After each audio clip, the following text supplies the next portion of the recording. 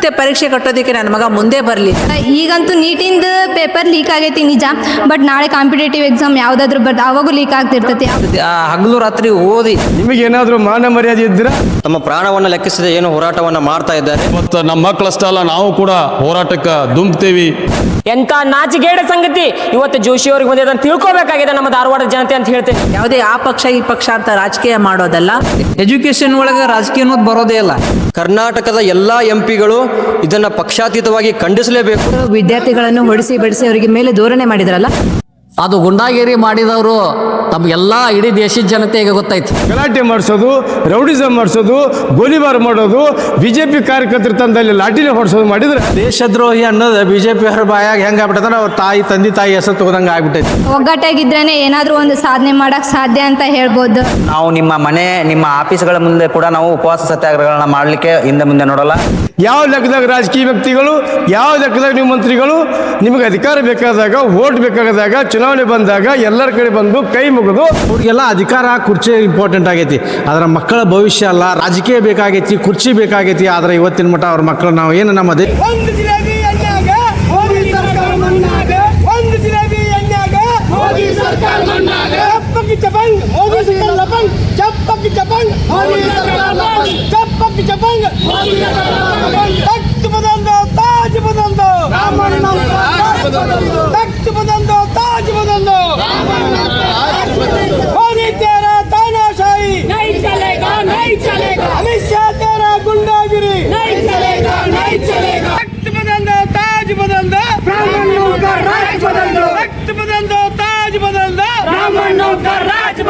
गली गली में शेर है, मोदी सरकार चोर है. गली गली में शोर है, मोदी सरकार चोर है. ಧಾರವಾಡ ವಿದ್ಯಾರ್ಥಿಗಳ ಪರವಾಗಿ ನಾವು ಇವತ್ತು ಧ್ವನಿಯನ್ನು ಎತ್ತಾ ಇದ್ದೀವಿ. ಇವತ್ತು ಭಾರತಿನಾದ್ಯಂತ ಎಲ್ಲ ರಾಜ್ಯಗಳನ್ನು, ಎಲ್ಲ ಜಿಲ್ಲಾವಾರು ಇವತ್ತು ಪ್ರತಿಭಟನೆ ಚಾಲೂ ಇದೆ. ದಿಲ್ಲಿಯಲ್ಲಿ ನಮ್ಮ ಭಾರತೀಯ ಎಲ್ಲ ರೈತರು ಇರ್ಬೋದು, ರೈತರ ಮಕ್ಕಳು ಇರ್ಬೋದು, ಎಲ್ಲರೂ ಇವತ್ತು ದಿಲ್ಲಿಯಲ್ಲಿ ಲಕ್ಷಾಂತರ ಜನ ಸೇರಿದ್ದಾರೆ. ವಾಂಗ್ಚುಕ್ ಸೈಂಟಿಸ್ಟ್ ಅವರು, ಆಮೇಲೆ Rahul Gandhi sir, B K Hariprasad sir ಮತ್ತು ಪಕ್ಷಾತೀತವಾಗಿ ಅಲ್ಲಿ ಲಕ್ಷಾಂತರ ಜನ ಏನು ಸೇರಿದಾರ ಸ್ಟ್ರೈಕಿಗೆ, ಅದಕ್ಕೆ ನ್ಯಾಯ ಸಿಗಬೇಕು. ಅದಕ್ಕೆ ನಾವು ಧಾರವಾಡ ಮೂಲಕ ನಾವು ಅವ್ರಿಗೆ ಸಪೋರ್ಟ್ ಕೊಡ್ತೀವಿ ಅಂತೇಳಿ ನಾನು ಹೇಳ್ತೀನಿ. ನಾನು 2-3 ವರ್ಷದಿಂದ ಇವತ್ತು ಅಂದಾಜು 20 ಲಕ್ಷ ವಿದ್ಯಾರ್ಥಿಗಳು ಏನು ವಿದ್ಯಾಭ್ಯಾಸ ಮಾಡಿ ಒಂದು 15 ತಾಸು ಹಗಲು ರಾತ್ರಿ ಓದಿ ಅವರ ನೀಟ್ ಪರೀಕ್ಷೆ ಲೀಕೇಜ್ ಆದ್ಕೊಳ್ಳಿ ಅಂತಂದ್ರೆ, ಪೇಪರ್ ಲೀಕೇಜ್ ಆದ್ಕೊಳ್ಳಿ ಅಂದ್ರೆ ಅವ್ರದ್ದು ಕನಸಿಗೆ ಏನು ಭಗ್ನ ಆಗಿದೆ. ಇದಕ್ಕೆ ಹೊಣೆಗಾರಿಕೆ ನೀಟ್ ಲೀಕ್ ಮಾಡಿದಂಥ ವ್ಯಕ್ತಿಗಳು ಮತ್ತು ಸೆಂಟ್ರಲ್ ಗೌರ್ಮೆಂಟ್ ಎಜುಕೇಶನ್ ಮಿನಿಸ್ಟರ್ ಇರ್ಬೋದು, ಪ್ರೈಮ್ ಮಿನಿಸ್ಟರ್ ಇರ್ಬೋದು, ಇವರು ರಾಜೀನಾಮೆ ಕೊಡ್ಬೇಕಂತ ನಾನು ಹೇಳ್ತೀನಿ. ನಾನು ಸರ್, ನಿಮ್ಮ ರಾಹುಲ್ ಗಾಂಧಿ ಅವರು ಗುಂಡಾಗಿರಿ ಮಾಡತ್ತಾರಂತ ಪ್ರಧಾನಮಂತ್ರಿ ಮನೆ ಎದುರುಗಡೆ ಧರಣಿ ಕುಂತ. ರಾಹುಲ್ ಗಾಂಧಿ ಸರ್ ನೋಡ್ರಿ, ಇವತ್ತು ಭಾರತ ತುಂಬ ನೀಟ್ ಪರೀಕ್ಷೆ ಏನು ಕಟ್ಟಿದಾರ ಅಂದಾಜು ಒಂದು 22 ಲಕ್ಷ ಜನ, ಅವರಿಗೆ ಸಪೋರ್ಟ್ ಮಾಡೋ ಸಲುವಾಗಿ ರಾಹುಲ್ ಗಾಂಧಿ ಸರ್ ಮತ್ತು ಲಕ್ಷಾಂತರ ಜನ ಭಾರತನಾದ್ಯಂತ ಇವತ್ತು ಸ್ಟ್ರೈಕ್ ಮಾಡತ್ತಾರ. ನಾವು ಧಾರವಾಡದಿಂದ ನಾವು ಅವ್ರಿಗೆ ಸಪೋರ್ಟ್ ಮಾಡ್ತೀನಿ ಅಂತ ಹೇಳ್ತೀನಿ. ನಾವು ವಿದ್ಯಾರ್ಥಿಗಳ ವಿಷಯದೊಳಗೆ ರಾಹುಲ್ ಗಾಂಧಿ ಅವರು ರಾಜಕೀಯ ಮಾಡತ್ತಾರ. ಇಲ್ಲ, ವಿದ್ಯಾರ್ಥಿಗಳ ವಿಷಯವಾಗಿ ಅವರು ರಾಜಕೀಯ ಅನ್ನೋದು ಅದನ್ನ ತೆಗೆದಿಟ್ಟು ಬಿಡ್ರಿ. ಏನ್ರಿ, ಎಜುಕೇಶನ್ ಒಳಗೆ ರಾಜಕೀಯ ಅನ್ನೋದು ಬರೋದೇ ಇಲ್ಲ. ಅದರಲ್ಲಿ ಎಲ್ಲ ಪಕ್ಷದವರು ಇರ್ತಾರೆ, ಎಲ್ಲ ಪಕ್ಷದ ಮಕ್ಕಳನ್ನು ಪರೀಕ್ಷೆ ಕಟ್ಟಿರ್ತಾರಲ್ಲ, ಹೌದಲ್ರಿ. ಇವತ್ತು ನಾವು ಇಂಡಿಯಾದಾಗ ನಾವು ಡಿಪೆಂಡ್ ಇರೋದು ರೈತರ ಮೇಲೆ. 75% ರೈತರು ಇದಾರ ನಮ್ಮ ಭಾರತದಾಗ. ರೈತರು ಅವ್ರ ಮಕ್ಕಳಿಗೆ ಕಲ್ಸಕ್ಕೆ ಎಷ್ಟೋ ಲಕ್ಷಗಟ್ಟಲೆ ಸಾಲ ಮಾಡಿರ್ತಾರ. ಸಾಲ ಮಾಡಿ ಮಕ್ಕಳನ್ನ ಓದಿಸ್ತಿರ್ತಾರ. 2-3 ವರ್ಷ ಅವರು ನೀಟ್ ಪರೀಕ್ಷೆಯನ್ನ ಓದಿ ಇವತ್ತು ನಾಳೆ ಪರೀಕ್ಷೆ ಇತ್ತಪ್ಪ ಅಂತ ಮೆಂಟಲಿ ಪ್ರಿಪೇರ್ ಏನಾಗಿರ್ತಾರ. ಅದು ಪೇಪರ್ ಲೀಕ್ ಆಗೈತೆ ಅಂದ್ಕೊಳ್ಳಿ ಅಂತಂದ್ರೆ ಅದು ಅವ್ರದ್ದೇ ಎಷ್ಟು ಮಾನಸಿಕವಾಗಿ ಹಾನಿ ಆಗ್ತಾರೆ. ಆಮೇಲೆ ನೆಕ್ಸ್ಟ್ ಎಕ್ಸಾಮ್ ಮತ್ತೇನು 2-3 ತಿಂಗಳಾದ್ಮೇಲೆ ಮತ್ತೆ ನೀಟ್ ಎಕ್ಸಾಮ್ ಕಂಡಕ್ಟ್ ಮಾಡಿದ್ರು. ಮಕ್ಕಳು ಏನು ಪರೀಕ್ಷೆಗೆ ಪ್ರಿಪೇರ್ ಆಗಿದ್ರು, ಅವಾಗ ಏನು ಚಲೋ ರ್ಯಾಂಕ್ ಬರ್ತೇವೆ ಅಂತ ಅವ್ರು ಅನ್ಕೊಂಡಿದ್ರು, ಅದನ್ನ ಅವ್ರ ಕನಸಿಗೆ ಭಗ್ನ ಮಾಡಕ್ಕೆ ಇವೆಲ್ಲ ಕಾರಣ ಆಗ್ಯಾವ ಅಂತ ನಾನು ಹೇಳ್ತೀನಿ. ನಾನು ನನ್ನ ಹೆಸರು ಭಾರತಿ ಸುಧಾಕರ್ ಅಂತ. ನಾನು ಜಾಗೃತ ಕರ್ನಾಟಕದಿಂದ ಇಲ್ಲಿ ಇವತ್ತು ಏನು ಉಪವಾಸ ಸತ್ಯಾಗ್ರಹವನ್ನು ಮಾಡೋದಕ್ಕೆ ವಿದ್ಯಾರ್ಥಿಗಳು ತಯಾರಾಗಿ ತಮ್ಮ ಸ್ವಪ್ರೇರಿತವಾಗಿ ಇಲ್ಲಿ ಬಂದಿದ್ದಾರೆ. ಏನು ನಮ್ಮ ದೆಹಲಿಯಲ್ಲಿ ನಡೆದಂಥ ಘಟನೆ, ವಿದ್ಯಾರ್ಥಿಗಳ ಮೇಲೆ ಏನೇ ಅನ್ಯಾಯವಾಗಿ ಅವ್ರ ಲಾಠಿ ಚಾರ್ಜ್ಗಳನ್ನೆಲ್ಲ ಮಾಡಿ ವಿದ್ಯಾರ್ಥಿಗಳ ಮೇಲೆ ಅವರು ಒಂದು ತಮ್ಮ ಸ್ವಾರ್ಥವನ್ನ ತೀರಿಸ್ಕೊಳ್ತಾ ಇದ್ದಾರೆ. ನಮ್ಮ ಶಿಕ್ಷಣ ಎಲ್ಲಿ ಹೋಗ್ತಾ ಇದೆ ಅನ್ನೋದೇ ಒಂದು ದೊಡ್ಡ ಪ್ರಶ್ನೆ ಆಗಿದೆ. ಉದಾಹರಣೆಗೆ ನನ್ನ ಮಗನೇ ನೀಟ್ ಎಕ್ಸಾಮ್ ಅನ್ನ ಮೊದಲನೇ ಸಾರಿ ಕಟ್ಟಿದ್ದ, ತುಂಬಾ ಉತ್ಸಾಹದಿಂದ 2 ವರ್ಷ ಅವನು ತುಂಬಾನೇ ಪ್ರಯತ್ನ ಪಟ್ಬಿಟ್ಟು ಎಕ್ಸಾಮ್ ಕಟ್ಟಿದ್ದ. ಆದ್ರೆ ಆ ಒಂದು ಪೇಪರ್ ಲೀಕ್ ನಿಂದ ಏನ್ ವ್ಯವಸ್ಥೆ ಅಧೋಗತಿ ಆಗೋಯ್ತು, ನೀಟಿನ ಎಕ್ಸಾಮಿನ ವ್ಯವಸ್ಥೆ. ಮತ್ತೆ ಪರೀಕ್ಷೆ ಕಟ್ಟೋದಕ್ಕೆ ನನ್ನ ಮಗ ಮುಂದೆ ಬರಲಿಲ್ಲ. ಯಾಕೆಂದ್ರೆ ಮತ್ತೆ ಲೀಕ್ ಆಗದೆ ಇರೋದಕ್ಕೆ ಏನು ಭರವಸೆ ಏನಿದೆ, ನಾನು ಮತ್ತೆ ಯಾಕೆ ಕಟ್ಟಬೇಕು ಅಂತ ಅಷ್ಟೋನು ಈ ಒಂದು ಶಿಕ್ಷಣದ ಇದ್ರ ಮೇಲೇನೆ ಒಂದು ನಿರ್ವಸ್ತಕನಾಗಿ ಅವನು ಬೇಸತ್ತು ಅವನು ನೀಟ್ ಎಕ್ಸಾಮ್ ಮತ್ತೆ 2ನೇ ಸರಿ ಕಟ್ಟಲಿಲ್ಲ. ಅವನ ಏನು 2 ವರ್ಷದ ಪರಿಶ್ರಮ ಮತ್ತೆ ಅವನು ಏನೊಂದು ಮುಂದೆ ವೈದ್ಯಕೀಯ ಶಿಕ್ಷಣವನ್ನು ಪಡಿಬೇಕು ಅನ್ನೋ ಆಸೆ, ಆ ಕನಸನ್ನ ಇಟ್ಕೊಂಡು ಅವನು 2 ವರ್ಷ ಏನು ಶ್ರಮ ಪಟ್ಟಿದ್ದ ಅದು ವ್ಯರ್ಥ ಆಗೋಯ್ತು ಅನ್ನೋ ಭರವಸೆ ಇದೆ. ಅದಕ್ಕೆ ಈ ಮಕ್ಕಳಿಗೆ ಎಲ್ಲಿ ಹೋಗ್ತಾ ಇದೆ ಶಿಕ್ಷಣ ವ್ಯವಸ್ಥೆ, ನಮ್ದು ಎಲ್ಲಿಗೆ ಹೋಗ್ತಾ ಇದೆ? ಇದಕ್ಕೆ ನ್ಯಾಯನ ಯಾವುದೇ ಪಕ್ಷಾತೀತವಾಗಿ, ಯಾವುದೇ ಆ ಪಕ್ಷ ಈ ಪಕ್ಷ ಅಂತ ರಾಜಕೀಯ ಮಾಡೋದಲ್ಲ. ನಮ್ಮ ಈ ಶಿಕ್ಷಣ ವ್ಯವಸ್ಥೆಯನ್ನೇ ಸ್ವಲ್ಪ ಉದ್ಧಾರ ಮಾಡಬೇಕು. ನಮ್ಮ ಎಲ್ಲ ರಾಜಕಾರಣಿಗಳು ಆಮೇಲೆ ಪ್ರತಿನಿಧಿಗಳು ಶಿಕ್ಷಣವನ್ನ ರೀತಿಯನ್ನ ಬದಲಾಯಿಸಬೇಕು ಅನ್ನೋದು ಒಂದು ನನ್ನ ಉದ್ದೇಶ ಆಗಿದ್ರಿಂದ ನಾನು ಈ ಮಕ್ಕಳಿಗೆ ಅವರಿಗೆ ಒಂದು ಉತ್ಸಾಹ ಬರಲಿ ಅನ್ನೋ ಉದ್ದೇಶಕ್ಕೆ ನಾನು ಕೂಡ ಈ ಒಂದು ಉಪವಾಸ ಸತ್ಯಾಗ್ರಹದಲ್ಲಿ ನಮ್ಮ ಜಾಗೃತ ಕರ್ನಾಟಕದಿಂದ ಭಾಗವಹಿಸ್ತಾ ಇದ್ದೀನಿ. ನನ್ನ ಹೆಸರು ಭಾರತಿ ಸುಧಾಕರ್ ಅಂತ, ನಾನು ಹುಬ್ಳಿಯಿಂದ ಬಂದಿದ್ದೀನಿ. ರಾಹುಲ್ ಗಾಂಧಿ ಅವರು ಅವ್ರ ಜೀವಮಾನದಲ್ಲಿ ಅವ್ರು ಯಾವತ್ತೂ ಗುಂಡಾಗಿರಿಯನ್ನ ಮಾಡಿಲ್ಲ. ಅದು ಗುಂಡಾಗಿರಿ ಮಾಡಿದವರು ತಮಗೆಲ್ಲ ಇಡೀ ದೇಶದ ಜನತೆಗೆ ಗೊತ್ತೈತಿ. ಮಾನ್ಯ ನಮ್ಮ ಕೇಂದ್ರ ಗೃಹ ಸಚಿವರು ಗುಂಡಾಗಿರಿ ಅನ್ನೋದು ಒಂದು ಬಿರುದ ಪಟ್ಟವನ್ನ ತಗೊಂಡಿದ್ದಾರೆ. ಅದು ಇಡೀ ದೇಶಕ್ಕೆ ಗೊತ್ತೈತಿ. ಅದನ್ನ ನಾನು ಭಾಳ ಹೇಳೋದು ಮತ್ತು ಚರ್ಚೆ ಮಾಡೋದ್ರಾಗ ಅರ್ಥ ಇಲ್ಲ ಅಂತೇಳಿ ಅನ್ಕೊಂಡಿದ್ದೇನೆ. ಯಾಕಂತಂದ್ರೆ ರಾಹುಲ್ ಗಾಂಧಿ ಅವರು ಯಾರೋ ಅವರಿಗೆ ಗುಂಡಾಗಿರಿ ಮಾಡ್ತಾರೆ ಅಂತೇಳಿ ದೇಶದೊಳಗ ಕಡೆಯ ವ್ಯಕ್ತಿ ಕೂಡ ಅದನ್ನ ಆ ಮಾತನ್ನು ಹೇಳಿಲ್ಲ. ಆದ್ರ ಗುಂಡಾಗಿರಿ ಮಾಡ್ತಾರೋ, ಗುಂಡಾಗಿರಿ ಅನ್ನೋ ಪಟ್ಟ ಕಟ್ಕೊಂಡಾರ ಅದು ಯಾರ ಇದ್ರ ಅದು ಕೇಂದ್ರ ಸರ್ಕಾರದ ಗೃಹ ಸಚಿವರಾದಂಥ ಸನ್ಮಾನ್ಯ ಶ್ರೀ ಅಮಿತ್ ಶಾ ಅವರು ಆ ಗುಂಡಾಗಿರಿ ಪಟ್ಟಾದೇಶನ ಕಟ್ಕೊಂಡಿದ್ದಾರೆ. ಅದಕ್ಕೆ ಅದು ಗುಂಡಾಗಿರಿ ಅನ್ನೋ ಶಬ್ದ ಏನಾರ ತಟ್ಟಬೇಕು ಅಂತಿದ್ರೆ ಅದು ಬಿಜೆಪಿ ನಾಯಕರಿಗೆ ತಟ್ಟಬೇಕಂತೇಳಿ ಈ ಮೂಲಕ ಹೇಳಲಿಕ್ಕೆ ಇಷ್ಟಪಡ್ತಾ ಇದ್ದಾರೆ. ಧನ್ಯವಾದಗಳು. ಬಿಜೆಪಿ ಅವರು ಈಗ ಇದೇ ವಿಷಯ ಗೊತ್ತು ರಾಹುಲ್ ಗಾಂಧಿ ಅವರು ಗುಂಡಾಗಿರಿ ಮಾಡ್ತಾರ ಅನ್ನೋ ವಿಷಯ ಕುರಿತನ ಪ್ರತಿಭಟನೆ ಮಾಡ್ಲಿಕ್ತಾರೆ. ಇದ್ರ ಬಗ್ಗೆ ಇಲ್ಲ, ಅವರು ರಾಹುಲ್ ಗಾಂಧಿ ಅವರು ಮಾಡ್ತಾ ಇರೋದು ಏನ್ 23 ಲಕ್ಷದ ವಿದ್ಯಾರ್ಥಿಗಳ ಏನ್ ನೀಟ್ ಎಕ್ಸಾಮ್ ಬರೆದಿದ್ದಾರ ಅವರ ಒಳ್ಳೆಯ ಭವಿಷ್ಯಕ್ಕಾಗಿ ಇವತ್ತು ಅವರು ಹೋರಾಟ ಮಾಡ್ತಾ ಇದ್ದಾರೆ. ಆದ್ರೆ ಯಾವುದೇ ತರನಾಗಿ ಅವರ ಸ್ವಾರ್ಥ ಇಲ್ಲ, ಅವ್ರದ್ದು ಸ್ವಹಿತಾಸಕ್ತಿ ಇಲ್ಲದೆ ಒಂದು ಮಕ್ಕಳ ವಿದ್ಯಾಭ್ಯಾಸ ಏನು ಅವರು ಪ್ರಶ್ನೆ ಪತ್ರಿಕೆಯನ್ನು ಅದನ್ನು ಲೀಕ್ ಮಾಡಿ ಸಾಕಷ್ಟು ವಿದ್ಯಾರ್ಥಿಗಳ ಜೀವನ ಜೊತೆ ಚೆಲ್ಲಾಟ ಆಡಿದ್ರಲ್ಲ, ಅದರ ವಿರುದ್ಧವಾಗಿ ಇವತ್ತು ನಮ್ಮ ನಾಯಕರಾದಂಥ ರಾಹುಲ್ ಗಾಂಧೀಜಿ ಅವರು ಹೋರಾಟ ಮಾಡ್ತಾ ಇದ್ದಾರೆ. ವಿದ್ಯಾರ್ಥಿಗಳ ಲಾಠಿ ಚಾರ್ಜ್ ಮಾಡಿದ ಬಗ್ಗೆ ನಿಮ್ಮ ಅಭಿಪ್ರಾಯ? ವಿದ್ಯಾರ್ಥಿಗಳ ಲಾಠಿ ಚಾರ್ಜ್ ಮಾಡಿದಂತಾರ ಅವರು ನಿಜವಾಗಿಯೂ ಬಹಳ ಖಂಡನೆ ಮಾಡ್ಬೇಕಾಕತಿ. ನಾವಂತಂದ್ರು ಪ್ರತಿದಿನ ನಾವು ಮೀಡಿಯಾದಲ್ಲಿ ವಾಟ್ಸಪ್ದಲ್ಲಿ ನ್ಯೂಸ್ದಲ್ಲಿ ನೋಡ್ತಾ ಇರ್ತೇವೆ.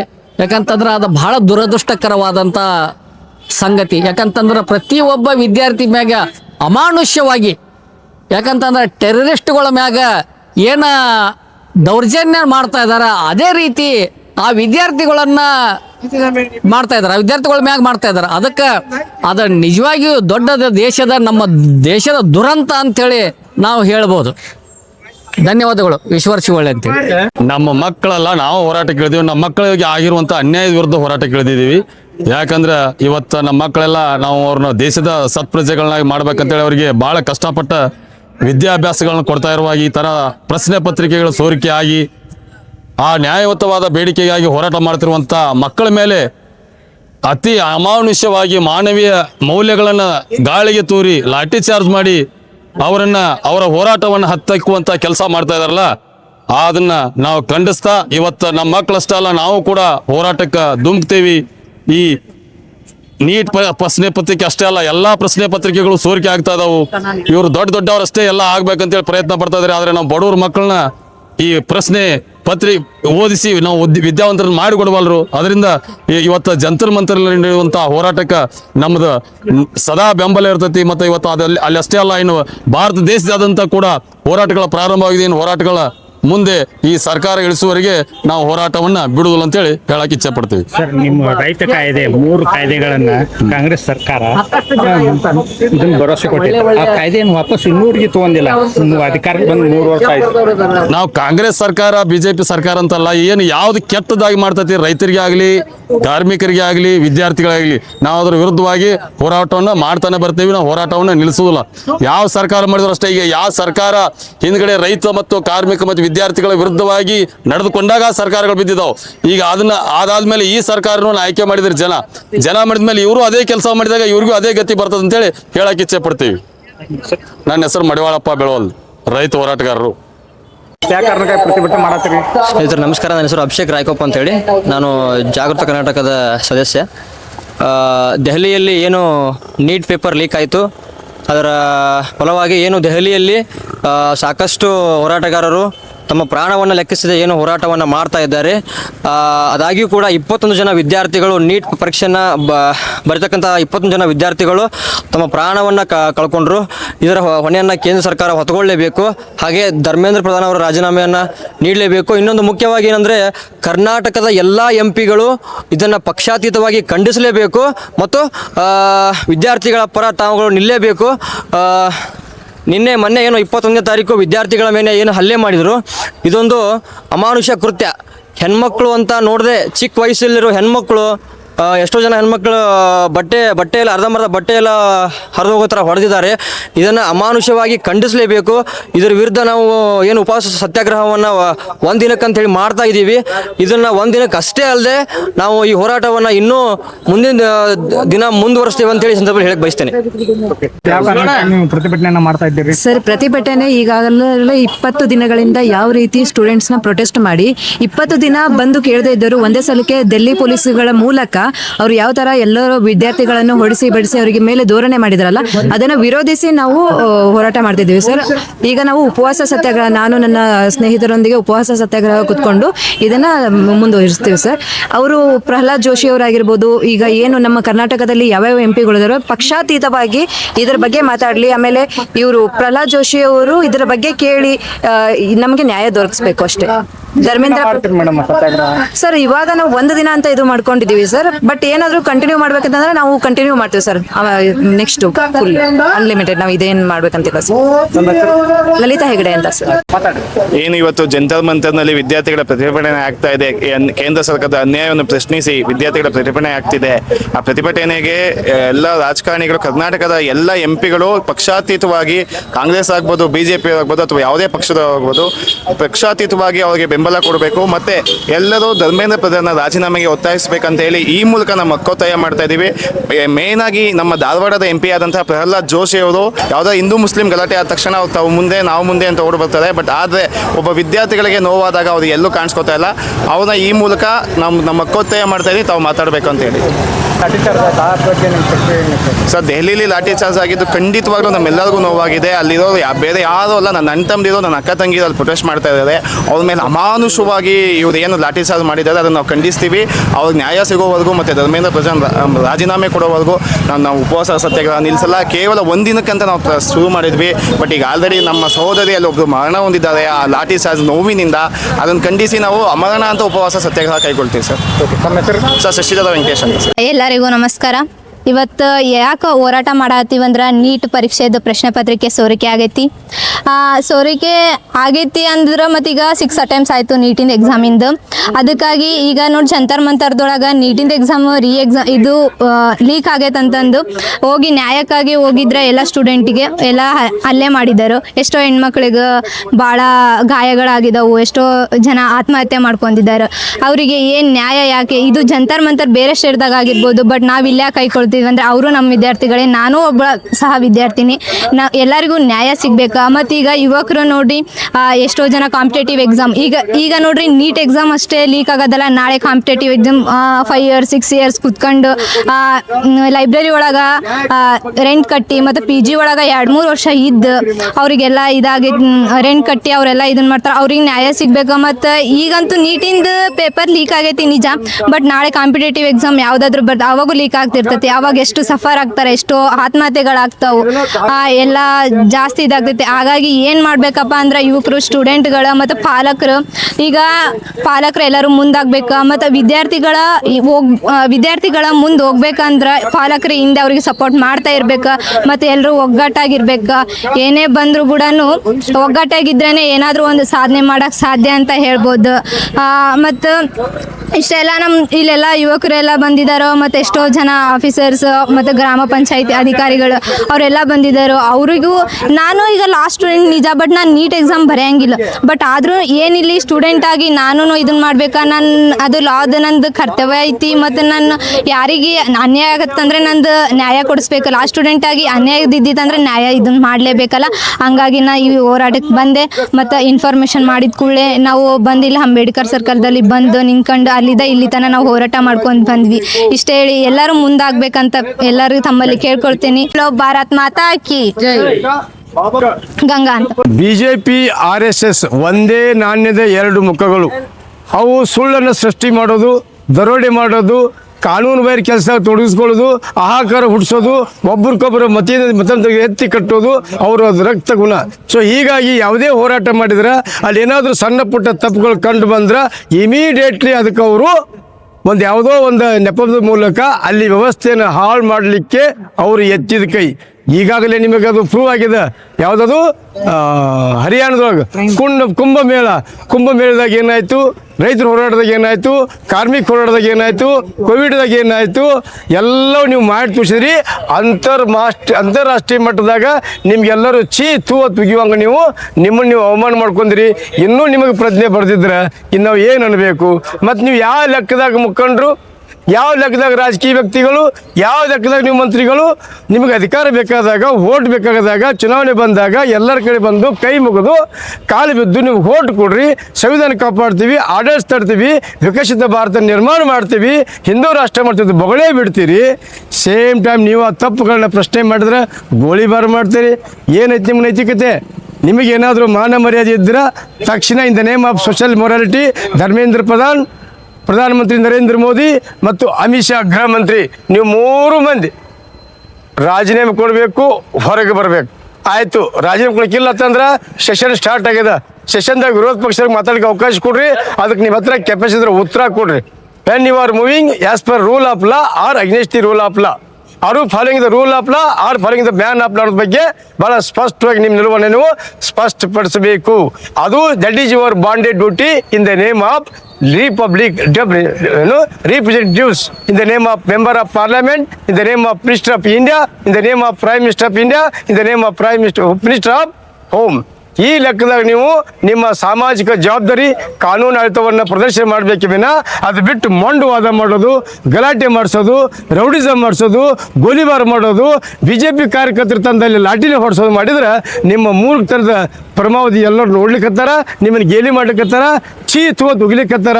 ನಿಮಗೆ ಇನ್ನೂ ಪ್ರಜ್ಞೆ ಬರ್ತಂದ್ರೆ ನೀವು ಮನುಷ್ಯರು ರಾಕ್ಷಸರು ಅನ್ನೋದು ನೀವೇ ನಿಮ್ಮ ಆತ್ಮ ಪರೀಕ್ಷೆ ಮಾಡಿಕೊಂಡು ಮುಂದಿನ ಕ್ರಮಗಳು ತಗೋಬೇಕು ಅನ್ನೋದೇ ನನ್ನ ಸ್ಪಷ್ಟವಾದ ನಿಲುವು. ಸರ್, ಮೊನ್ನೆ ಪ್ರತಿಭಟನೆಯಲ್ಲಿ ಏನು ಪೊಲೀಸರು ನಾಮಫಲಕ ಎತ್ತಿಕ್ಕಲ್ಲ ಸರ್, ಅದೇ ರೀತಿ ಜಿಮ್ ರೇಸ್ ಮೂಲಕ ವಿದ್ಯಾರ್ಥಿಗಳ ಮೇಲೆ ಅವರೆಲ್ಲ 100% BJP ಮೇಡ್ ಕಾರ್ಯಕರ್ತರು. ಅವ್ರು ಡ್ರೆಸ್ ಹಾಕಿದ್ದಾರೆ ಅಷ್ಟೇ. ಅವರು ಇದಷ್ಟಲ್ಲ, ಸುಮಾರು ಜನ ಅದು ಹಂಗೆ ಮಾಡಿದಾರೆ. ಅದು ಒಂದೇ ತನಲ್ಲ, ರೈತರು ಹೊಡೆದಾಗೂ ಹಂಗೆ ಮಾಡಿದರು, ಇದ್ರಾಗೂ ಹಂಗೆ ಮಾಡಿದ್ದಾರೆ. ಅವರು ಅಲ್ಲಿ ಹೋದವ್ರು BJP ಕಾರ್ಯಕರ್ತರು ರಾಜಕೀಯ ಮಾಡ್ದಂಗೆ ತಿಳಿ ಮಾಡ್ತಾರೆ. ಅವರು ಪೊಲೀಸ್ ಡ್ರೆಸ್ ಹಾಕೊಂಡು ಬರ್ತಾರ, ಪ್ರಶ್ನೆ ಮಾಡಿದ್ರೆ ಹಗಲ ಮೇಲೆ ಅವ್ರು ಪ್ಲೇಟ್ ಹಾಕೋತಾರ, ಇದೆಲ್ಲ ನಾಟಕ ಮಾಡ್ತಾರ. ನಿಮ್ಮ ನಾಟಕ ಎಲ್ಲರಿಗೂ ಗೊತ್ತಾಗಿದೆ. ಇನ್ನು ಕೊನೆ ನಿಮ್ಮದು ಕಾಲ ಬಂದದ, ಅಳಿಗಾಲ ಬಂದದ ನಿಮ್ಮದು. ಈಗಾಗಲೇ 2 ಸಲ ಪಾರ್ಲಿಮೆಂಟಲ್ಲಿ ಓಡಿದ್ರಿ. ಇನ್ನು ಶಾಶ್ವತವಾಗಿ ಇಂಡಿಯಾ ಬಿಟ್ಟು ಓಡೋಗೋ ಕಾಲವನ್ನು ನೀವು ತರಿಸ್ಕೊಳ್ತಿದ್ರಿ. ನಿಮ್ಮದು ಬುದ್ಧಿಗಾಲ ಮೇಲೆ ಬಂದಿಟ್ಟದ. ಈಗ ನಿಮ್ಮ 5 ಮಾರಿ ಹಬ್ಬ ಮುಂದದ ಅಂತಕ್ಕಂಥ ನೀವು ತೋರಿಸ್ಕೊಡ್ತಾ ಇದ್ದೀರಿ. ಏನು ದಿಲ್ಲಿಯ ಜಂತರ್ ಮಂತರ್ನಲ್ಲಿ ನಡೀತಾ ಇದೆ ವಿದ್ಯಾರ್ಥಿಗಳ ಮೇಲೆ ನಡೀತಾ ಇರುವಂತಹ ಹಲ್ಲೆಯನ್ನು ಖಂಡಿಸಿ ನಾವು ಇವತ್ತು ಜಾಗೃತ ಕರ್ನಾಟಕದವರು ಒಂದು ದಿನದ ಉಪವಾಸ ಸತ್ಯಾಗ್ರಹವನ್ನು ಹಮ್ಮಿಕೊಂಡಿದ್ದೇವೆ. ಈ ಸತ್ಯಾಗ್ರಹ ಏನಕ್ಕೆ ನಾವು ಮಾಡ್ತಾ ಇದ್ದೇವೆ ಅಂದರೆ, ವಿದ್ಯಾರ್ಥಿಗಳ ಮೇಲೆ ಏನು ಕೇಂದ್ರ ಸರ್ಕಾರ ಹಲ್ಲೆ ನಡೆಸಿದೆ, ಈ ಹಲ್ಲೆಯನ್ನು ನಾವು ಖಂಡಿಸ್ತಾ ಇದ್ದೇವೆ. ಮತ್ತು ವಿಶೇಷವಾಗಿ ಈ ವಿದ್ಯಾರ್ಥಿಗಳ ಹಲ್ಲೆಯನ್ನು ನಮ್ಮ ರಾಜ್ಯದ ಪ್ರತಿಯೊಬ್ಬ MP ಕೂಡ ಪಕ್ಷಾತೀತವಾಗಿ ಕಾಂಗ್ರೆಸ್ BJP ಎಂದೇ ಬೇರೆ ಎಲ್ಲ ಪಕ್ಷದ MP ಗಳು ಕೂಡ ಇದನ್ನ ಪ್ರತಿಭಟಿಸಬೇಕು. ಮತ್ತೆ ಧರ್ಮೇಂದ್ರ ಪ್ರಧಾನ್ ಅವರ ರಾಜೀನಾಮೆಯನ್ನ ತಗೊಳ್ಬೇಕು. ಇಲ್ಲ ಅಂತಂತಂದ್ರೆ ನಾವು ನಿಮ್ಮ ಮನೆ, ನಿಮ್ಮ ಆಫೀಸ್ಗಳ ಮುಂದೆ ಕೂಡ ನಾವು ಉಪವಾಸ ಸತ್ಯಾಗ್ರಹಗಳನ್ನ ಮಾಡಲಿಕ್ಕೆ ಹಿಂದೆ ಮುಂದೆ ನೋಡಲ್ಲ, ನಾವು ಇದನ್ನ ಮುಂದುವರಿಸ್ತೇವೆ ಅಂತ ಹೇಳ್ತಾ, ಮತ್ತೆ ಏನು ಈ BJPಯಲ್ಲಿ ಇರುವಂತ ಕೆಲವೊಂದಿಷ್ಟು MP ಗಳಿದ್ದಾರೆ, ಅವರು ಹಿಂದೂ ಮುಸ್ಲಿಂ ಗಲಾಟೆಗಳಾದ್ರೆ, ಬೇರೆ ಏನಾದರೂ ಧಾರ್ಮಿಕವಾಗಿ ಗಲಾಟೆಗಳಾದ್ರೆ ಮುಂದೆ ನಿಂತು ಚುನಾವಣೆ ರಾಜಕಾರಣ ಮಾಡ್ತೀರಾ? ಈ ರೀತಿಯಾದಂಥ ರಾಜಕಾರಣವನ್ನು ನಾವು ಖಂಡಿಸ್ತೇವೆ. ಇದು ವಿದ್ಯಾರ್ಥಿಗಳ ಭವಿಷ್ಯ, ಶಿಕ್ಷಣ ವ್ಯವಸ್ಥೆ ಬದಲಾಗಬೇಕು. ನೀವೆಲ್ಲರೂ ಕೂಡ ಇದರ ವಿರುದ್ಧ ಧ್ವನಿ ಎತ್ತಬೇಕು. ವಿಶೇಷವಾಗಿ ಪ್ರಹ್ಲಾದ್ ಜೋಶಿ ಅವರು ಕೂಡ ಈ ಕ್ಷಮೆ ಕೇಳಬೇಕು ಈ ಘಟನೆ ನಡೆದಿರೋದ್ರಿಂದ. ಯಾಕಂದ್ರೆ ಕೇಂದ್ರ ಸಚಿವರಾಗಿದ್ದೀರಿ, ನೀವು ಯಾಕೆ ಧ್ವನಿ ಎತ್ತುತ್ತಾ ಇಲ್ಲ? ಈ ಧಾರವಾಡದ MP ಆಗಿ ಕೂಡ ನೀವು ಮಾತಾಡ್ತಾ ಇಲ್ಲ ಅಂತಂದ್ರೆ ನಾವು ಇದನ್ನ ಉಗ್ರವಾಗಿ ಖಂಡಿಸ್ತೇವೆ. ಮತ್ತೆ ಮುಂದಿನ ದಿನಮಾನಗಳಲ್ಲಿ ನಾವು ಇದನ್ನ ಉಪವಾಸ ಸತ್ಯಾಗ್ರಹವನ್ನು ಮುಂದುವರಿಸ್ತೇವೆ ಅಂತ ಹೇಳ್ತಾ ನಾವು ಇಷ್ಟ ಹೇಳ್ತಾ ಇದ್ದೇವೆ. CG ಪಾಟೀಲ್ ಅಂತೇಳಿ, ಜಾಗೃತ ಕರ್ನಾಟಕ. ದಿನ ನಾವು ಕಳೆದ 20 ದಿನದಿಂದ ನಮ್ಮ ಮಕ್ಕಳ ಭವಿಷ್ಯ ಹಾಗೂ ನಮ್ಮ ದೇಶದ ಭವಿಷ್ಯದ ಸಂಬಂಧ ಜಂತರ್ ಮಂತರ್ನಲ್ಲಿ ಹೋರಾಟವನ್ನು ಮಾಡ್ತಾ ಇದ್ವಿ, ಶಾಂತಿಯುತವಾಗಿ ಹೋರಾಟವನ್ನು ಮಾಡ್ತಾ ಇದ್ವಿ.